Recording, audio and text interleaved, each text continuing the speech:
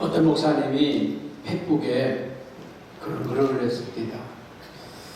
어떤 교회 바자회가 열렸는데 여성회장님이 회원들에게 집안에서 안 쓰는 물건이나 또 쓸모없는 것들 버리기는 아깝고 또 쓰지는 않는 거 그런 물건 있으면 교회로 가져오세요. 그랬더니 어떤 집사님이 남편을 내려왔다는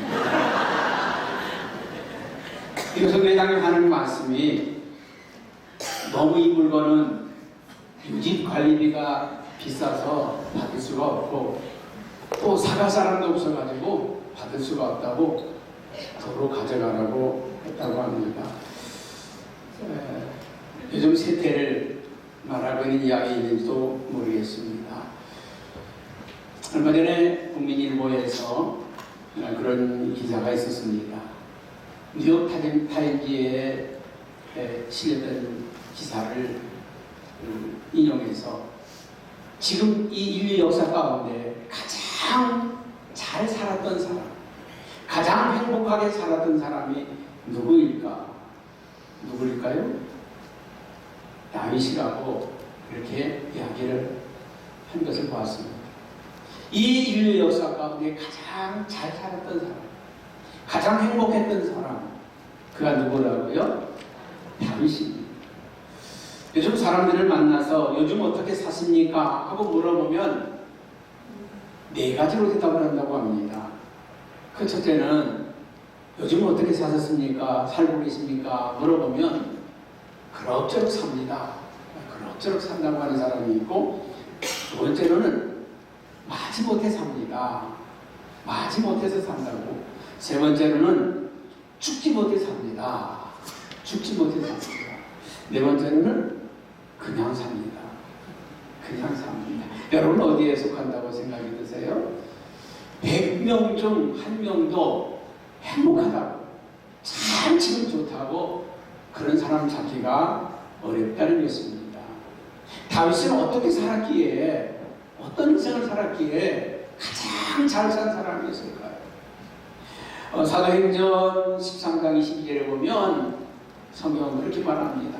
여호와 하나님께서 다윗을 만나니 그가 내 마음에 합한 자다. 이 다윗이 하나님의 마음에 꼭 맞았다는 거예요. 하나님의 마음에 합한 그런 삶을 다윗이 살았다는 것입니다. 그러면 다윗이 이 위대한 삶을 산 이유가 뭘까? 여러분, 다윗은 위대한 사람이죠. 물맷돌 5개로, 돌멩이 5개로 키가 3m가 되는 골리앗이라고 하는 장수를 쓰러뜨린 믿음의 영웅입니다. 뿐만 아닙니다. 사울의 병기던 자로 출세의 가도를 달렸던 사람입니다. 그뿐입니까? 음악에는 천재적인 재능을 가졌습니다. 그가 수금을 한번 타면 사람들의 신금이 다 녹아내렸습니다.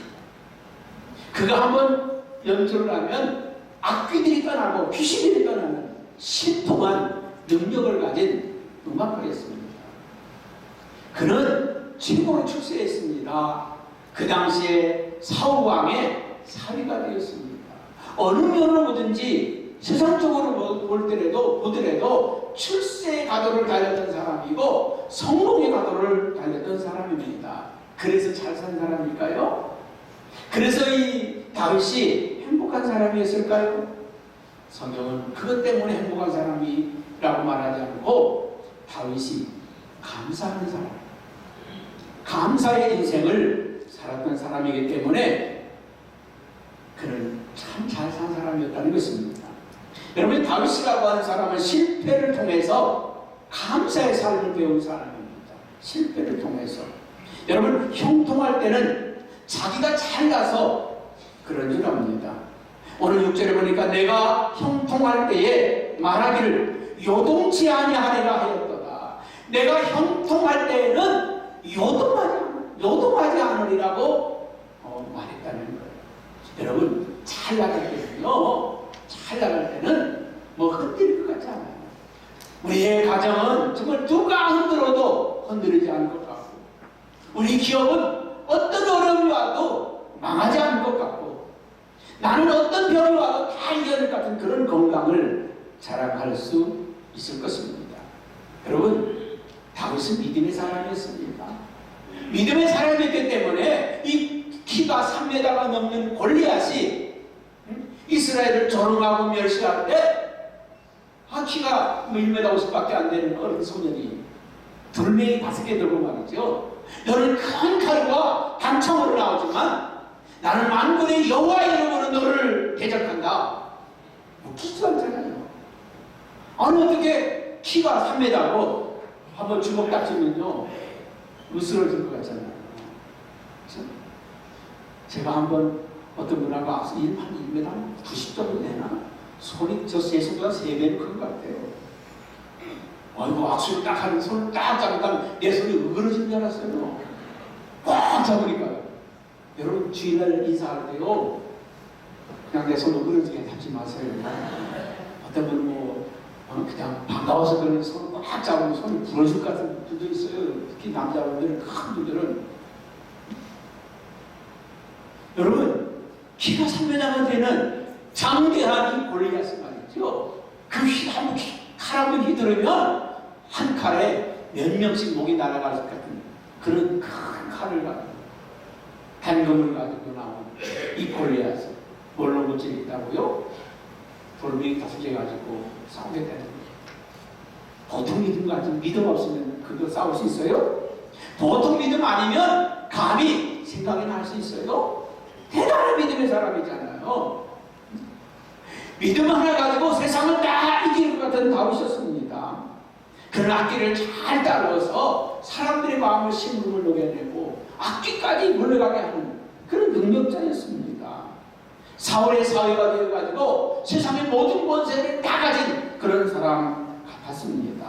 그런데 실제로 그렇게 이야기를 합니다. 한번 같이 볼까요? 여호와여 주의 은혜로 나를 산같이 굳게 세우셨더니 주의 얼굴을 가리심에 내가 근심하였다. 하나님이 나와 함께할 때는 내가 산 같았다는 거예요. 태산 같았다는 거예요. 두려울 것이 없었다는 거예요. 염려할 것이 없었다는 거예요. 그런데 하나님이 눈을 가리니까, 하나님의 눈을 돌려버리니까, 얼굴을 돌려버리니까 무엇이 시작이 되었다고요? 근심이 시작이 되었다는 것입니다. 사울이 범죄하고 나서 그렇게 승승장구하던 다윗이 범죄하고 났더니 하나님이 다윗에게 눈을 가려버렸어. 다윗에게서 얼굴을 돌려버렸습니다. 그랬더니 근심이 생기기 시작했고 염려가 생기기 시작했고 괴로움과 탄식이 시작이 되었고 평안이 사라졌습니다. 두려움이 엄습하기 시작했다는 것입니다. 여러분 잘 나갈 때는요 하나님 없이도 살 수 있어요. 잘 나갈 때는요 세상 두려운 게 없어요. 다 내 발밑에 있는 것 같아요. 모든 사람들이 다 내 밑에 있는 것 같고 내 말 한마디로 다 움직이는 것 같고 그런 능력이 우리에게 있는 것 같아요. 그런데 한순간에 하나님이 내게서 내 사업에서 내 가정에서 눈을 돌려버리는 순간 우리 인간에는 근심이 엄습니다. 두려움이 엄습하고 탄식의 소리가 나게 되어 있습니다. 그래서 오늘 다윗은 8절 9절에 뭐라고 탄식합니까? 내가 여호와께 부르짖고 여호와께 간구하기를 내가 무덤에 내려갈 때에 어디에 내려갈 때요? 무덤에 내려갈 때 자기의 모습이 지금 무덤으로 내려가는 것 같이 죽음의 그늘로 내려가는 것 같았다는 것입니다. 나의 피가 무슨 유익이 있어요? 집도가 어떻게 주를 찬송하며 주의 진리를 선포하니까 자기 자신이 지름덩어리 같고 아무것도 아니라고 하는 사실을 깨닫게 되었다는 것입니다. 무덤에 내려가는 것 같고 자기 자신이 아무 쓸데없는 보잘것없는 지름덩어리 하나에 불과하다는 고백입니다. 여러분 우리의 삶이 어떻습니까? 하나님이 함께하지 않으면 나는 아무것도 아닙니다. 하나님이 나를 떠났으면 우리는 아무것도 아니라는 겁니다. 그래서 우리에게는 하나님의 은혜가 필요하다는 거예요. 하나님의 은혜가 10절에 한번 같이 읽어봅니다. 시작. 여호와여 들으시고 내게 은혜를 베푸소서. 여호와여 들으시고 내게 은혜를 베푸소서. 하나님의 은혜 저는 이 설교를 사실 어제 저녁에 다 준비해놨어요. 다 준비해놨습니다. 왜요? 오늘 이 설교 보니까 부분이 옛날에 한번 설교했던 것 같아서요. 옛날 설교 갖다 놓고 다 일부 예배 설교하고서 다시 들어가니까요. 못하겠는 거예요. 그래서 다시 제가 한 15분 동안에요. 설교를 다시 했습니다. 어제 준비한 걸 다 버리고 오늘 다시 준비했어요. 이 다시 준비하면서 제 입에서 찬양이 나오는 거예요. 찬양이. 이런 찬양이 나오는 거예요. 우리 청년 학생들이 좋아하는 찬양이 있잖아요. 은혜 아니면 살아갈 수가 없네. 은혜 아니면 살아갈 수가 없네. 호흡마저도 다 주의 것이니 세상 평안과 위로 내게 없어도 예수 오직 예수뿐이네. 이 찬송이요. 예배만 은혜 아니면 살아갈 수가 없네. 아멘. 아멘. 생각해보니까 야, 내가 목사가 된 게 기적이다. 내가 지금 목사가 되어 있는 게 기적이다. 아멘. 생각해보니까 기적. 지난 주간에 우리 세세년 목사님들 제주도에 다녀왔습니다. 다시 한번 4.3 평화공원회를 찾아 방문했습니다. 4.3 평화공원을 방문하면서요, 1947년에 있었던 이 4.3 사건, 제주도에 있었던 4.3 사건, 여러분 4.3 사건이요, 광주 사건하고는 비교할 수가 없습니다. 비교할 수가 없습니다. 제주 4.3 사건에서는 엄청나게 많은 사람이 죽었습니다. 엄청나게 많은 사람이 100개 이상의 마을이 불타고 없어졌습니다. 제주도 100개 이상 마을이 불타고 없어졌고요. 저희 마을에도 보니까 숫자를 정확히 오늘 봤는데 55명이 죽었습니다. 저희 외할아버지도 그때 돌아가셨습니다. 집집마다 축제하는 사람은 없습니다. 3만 명이 넘는 사람이 죽었습니다. 한 마을에 500명 이상이 죽은 마을도 있어요. 500명. 어떤 마을에 417명, 어떤 마을에 360명. 그 마을마다 보통 100명 이상이 다 죽었어요. 끔찍한 사건입니다. 누구한테 죽은지 아십니까? 대한민국 경찰, 군인한테 죽었습니다. 이 끔찍한 사건이죠. 야, 그 가운데서 우리 어머니 아버지가 살아서 나를 낳아주신 것이 은혜다. 나를 낳아준 것이 은혜다. 그리고 우리 외갓댁은 아주 꼴통 불교 집안입니다. 우리 애할아버지가 스님이에요. 우리 애삼촌도 스님입니다. 그 집안에서 예수 믿고 목사가 되었다는 게 정말 하나님의 은혜다. 저희 아버지는 전주희 씨, 아직 유교 전통 집안입니다. 불교 전통 집안과 유교 전통 집안이 만나서 내가 태어났는데, 난 어렸을 때 북두지성 자매를 타고났다고 큰 스님이 될 거라고 그 얘기를 듣고 자랐어요. 그런데 내가 목사가 됐다고 하는 거, 야, 기적이다.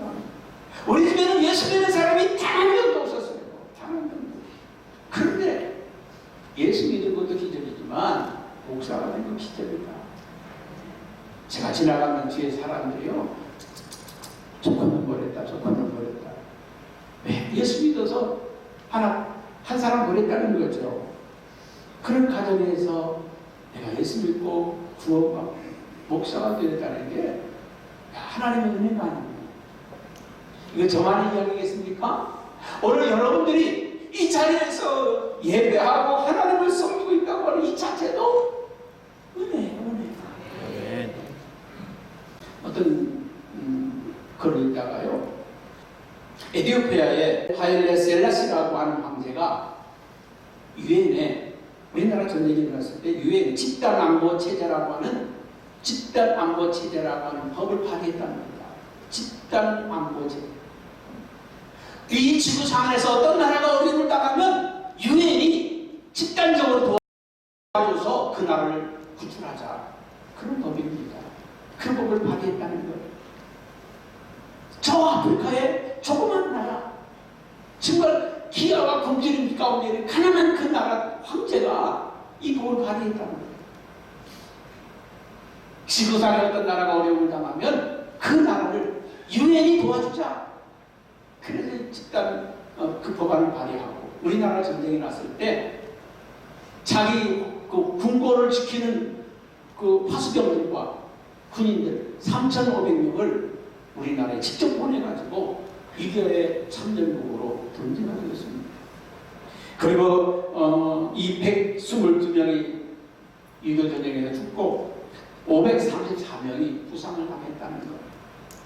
미국이라고 하는 나라는요, 우리나라가 신탁통치 시작되고 나서 우리나라 정부가 들어서고 나서는 미국이 대한민국을 이렇게 도와주지 않아도 된다, 도와줄 이유가 없다, 그래서 철수한 거 아닙니까? 철수하니까 북한이 소련과 함께 침략해 들어왔습니다. 유엔군이 들어올 수 있도록 첫 문을 열었던 게 에티오피아의 황제가 이 집단 안보 체제라고 하는 법을 발의하면서 이제까지 유엔이 만들어지고 5년 만에 어느 나라에도 유엔군을 파견한 적이 없었는데 최초로 우리나라에 유엔군을 파견할 수 있는 법안을 만들었다는 것입니다. 저는 이걸 보면 야, 하나님의 은혜다. 하나님의 은혜다. 6.25 전쟁 때 저 낙동강에 생활해도 인민군이 낙동강을 건너려고 할 때 안기가 저기 가가지고 건널 수가 없었다는 거예요. 그래서 우리가 사수됐다는 것입니다. 미국이 참전하면서 폭격기가 떴는데 아직 날이 쨍쨍해가지고요, 개미색이 기어간 게 다 보인답니다.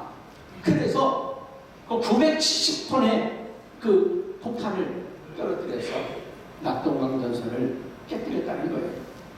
야, 하나하나 돌아볼 때 정말 그렇게 가난했던 우리나라가 세계 10대 강관에 들어서고 한강의 기적, 민주화의 기적을 이룬 이 축복이 우리가 잘나서 똑똑해서 아니에요. 하나님의 은혜라고 생각이 됩니다. 하나님의 은혜 아닌 것이 없다는 거예요.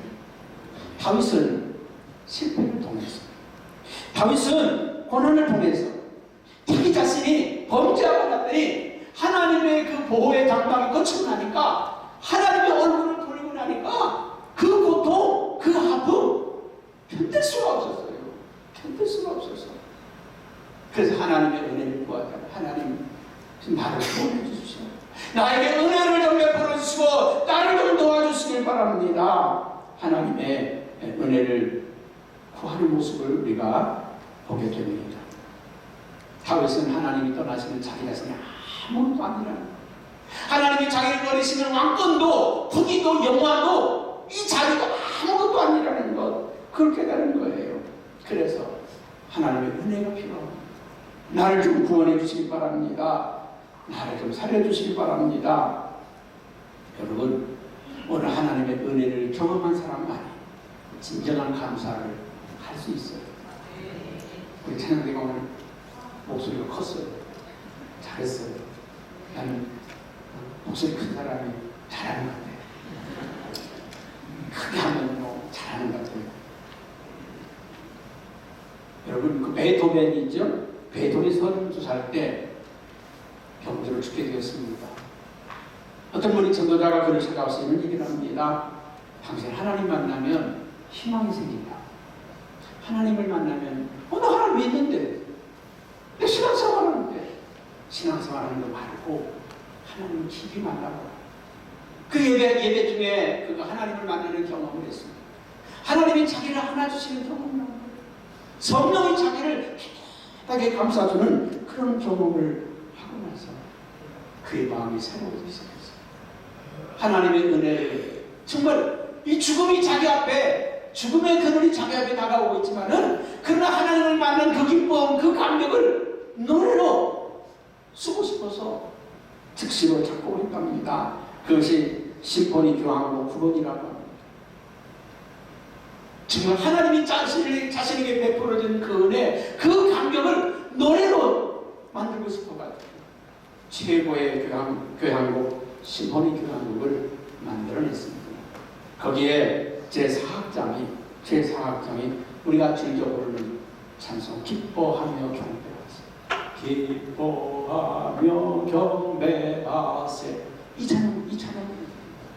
여러분, 하나님을 만나고 나서 그 감격, 그 기쁨을 노래로 하고 싶어가지고 그같이 노래해요. 여러분, 감사는 어디서 나옵니까? 하나님을 만난 사람들에 대해서 하나님이 나의 죄를 씻어주시고, 하나님이 나를 도와주시고, 하나님이 나와 함께 하신 그 감격, 그 기쁨이 터져나온 게 감사합니다. 다윗은요, 자기 힘으로 산다고, 자기 능력으로 산다고 생각했더니 교만했어요. 그러나 범죄하고 깨어지고 나서 하나님이 그에게서 얼굴을 돌리고 나서 하나님 한 번만 용서해달라고, 한 번만 기회를 달라고 그가 울부짖으며 기도할 때 하나님이 그를 회복시켜 주실 때 그의 삶은 완전히 달라졌습니다. 전처럼 감사의 인생이 되었습니다. 무슨 일이든지 감사한 인생이 되었다는 것입니다. 11절 한번 같이 읽어봅니다. 시작.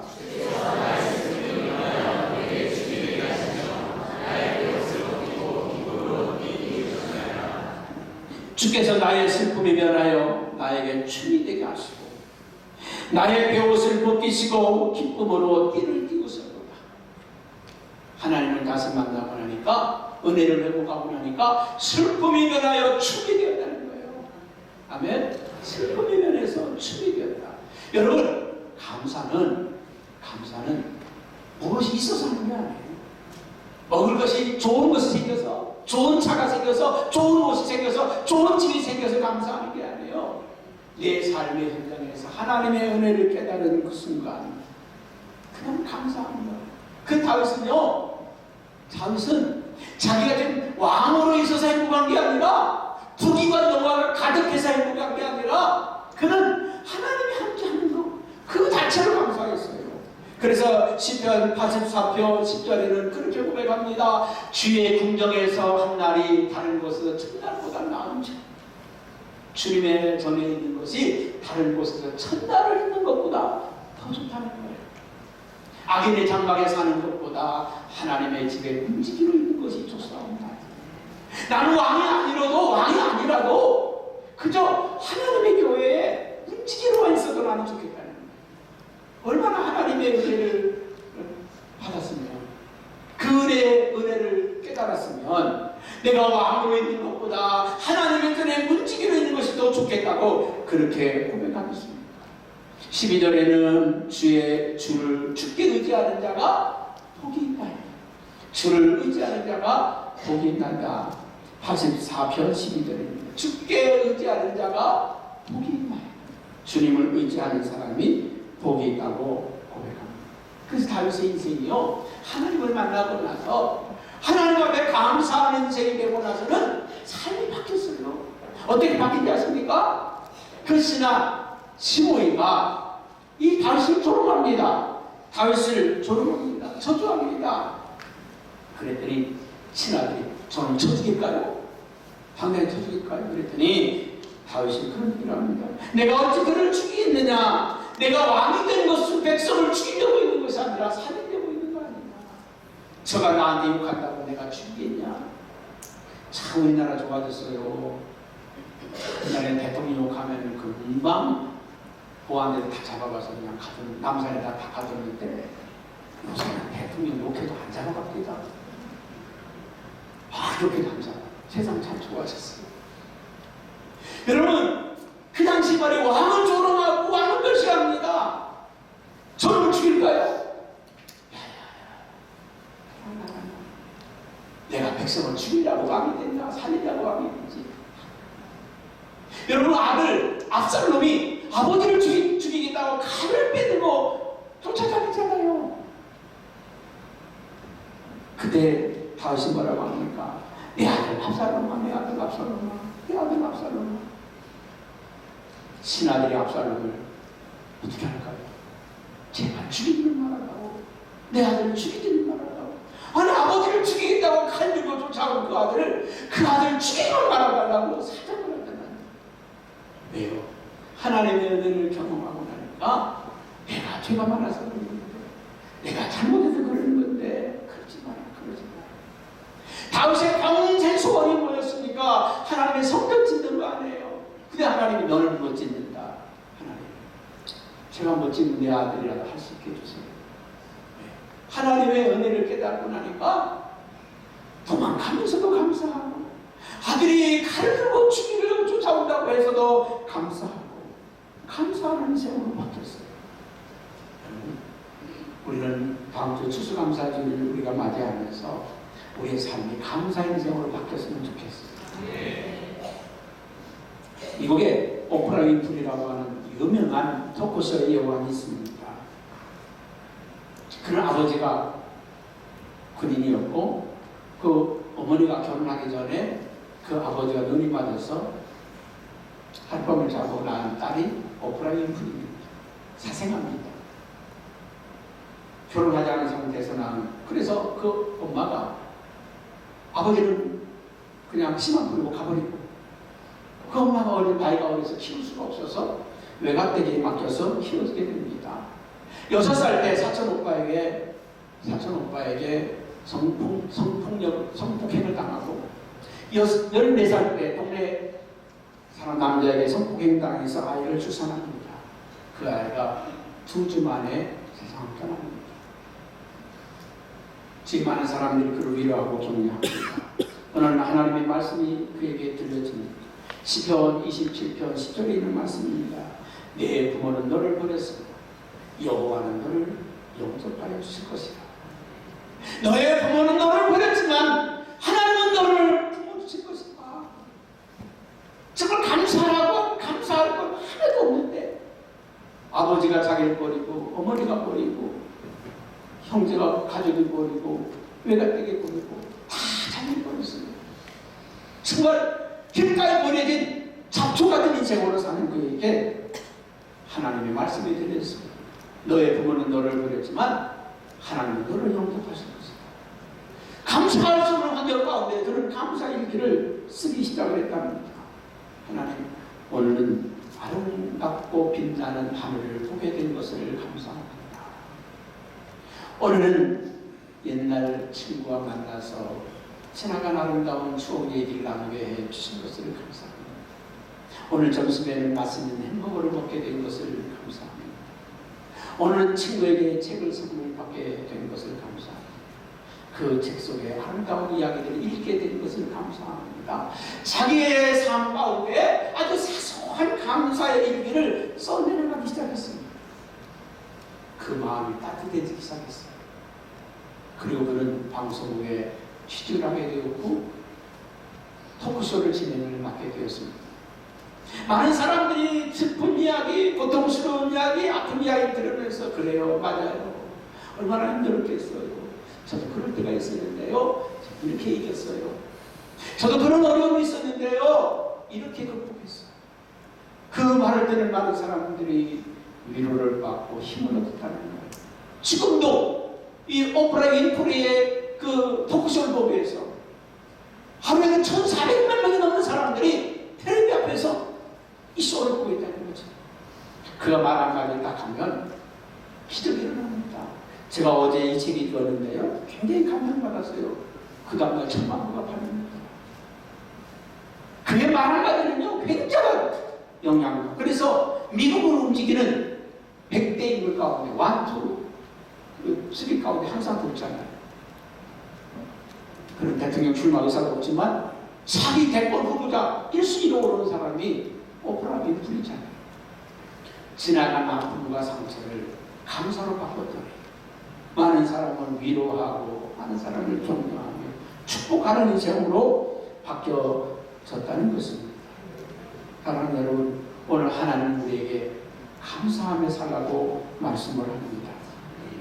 사도 바울은 빌립보서 4장 11절에 그렇게 이야기를 합니다. 내가 궁핍함으로 말하는 것이 아니라 어떤 형편이든지 나는 자족하기를 배우노라. 여러분, 감사는요, 있어서 감사하는 게 아니에요. 없어도 감사하는 거죠. 여러분, 내 가족이 때로는 비참할 수도 있어요. 때로는 쓸모없는 물건으로 생각될 수도 있어요. 그러나 당신이 있어주므로 감사. 어떤 개척교회 목사님 사모님이 암에 걸렸습니다. 그래서 목사님을 원망하는 거야. 내가 당신 만나서 개척교회 사모하느라고 이렇게 병들어서 죽게 됐잖아. 당신 때문에 죽게 됐잖아. 한시간 어느 날 하나님의 음성이 들립니다. 딸아, 너 지나간 삶을 돌아봐. 감사하는 분야입니다. 그들이 이 오프라 윈프리의 이야기를 읽고서 감사의 길을 쓰기 시작했답니다. 하나님, 그래도 착한 신랑 만나서 손찌검만 안 당하고 싫은 소리 안 듣고 내가 음식 잘못하는데도 잘 먹어주니 감사합니다. 예쁜 딸 주셔서 정말 딸 때문에 내가 행복한 삶을 살았습니다. 하나님, 그래도 든든한 아들이 있어서 아빠의 등을 이어서 목회하겠다고 하니 저런 아들이 있는 걸 감사합니다. 개척교회지만 성도들의 사랑을 너무 많이 받고 살았던 거 감사합니다. 이 매일 감사의 길 써내려가는데 어느 날 병원에 갔더니 암세포가 다 사라졌다는 거죠. 여러분, 우리가 감사할 때는요 놀라운 역사가 일어납니다. 치유가 일어나고 회복이 일어납니다. 웃음 치유라는 말 있잖아요. 웃으면 뭐가 나와요? 엔돌핀이 나온다는 거예요. 엔돌핀이 밖으로 나와서 막 젊어진다는 거죠. 행복해진다는 거죠. 여러분, 웃을 때는 엔돌핀이 나오지만요 감사할 때는 다이돌핀이 나옵니다. 이 다이돌핀은요 엔돌핀의 1000배의 능력이 있어요. 아멘. 우리가 노래를 부를 때 보면 있잖아요, 입에서 부르는 노래가 있어요. 입에서 부르는 노래는 귀를 즐겁게 해줍니다. 그런데 가슴에서 올라오는 노래가 있어요. 이 속에서부터 나오는 노래는요 사람이 심금으로 울립니다. 심금으로. 웃음은 입에서 나오는 거예요. 입에서 나오는 거잖아요. 그런데 감사는 이 속에서부터 나오는 거예요. 이 속에서부터 감사가 올라오는 거죠. 다이돌핀이 나오는 거예요. 여러분, 우리가 감사할 때 기쁨이 생깁니다. 감사할 때 치유가 일어납니다. 감사할 때 행복이 일어납니다. 감사할 때 평안이 일어납니다. 감사할 때 관계가 회복됩니다. 원수도 친구로 변해지는 거 아닙니까? 감사는 올 것이고 절 것이고. 아멘. 여러분, 감사는 만병통치와 같은 것입니다. 그래서 오늘 시편 50편 23절에는 감사로 제사를 드리는 자가 나를 영화롭게 하나니 그 행위를 옳게 하는 자에게 내가 하나님의 구원을 보이리라. 감사를 옳게 하는 자에게 정말 하나님이 우리에게 주신 은혜가 있는가? 하나님이 여러분에게 주신 은혜가 있는가? 감사를 옳게 해보세요. 감사를 맞은 것 같아요. 하나님의 축복을 가져오는 맞은 일과 같습니다.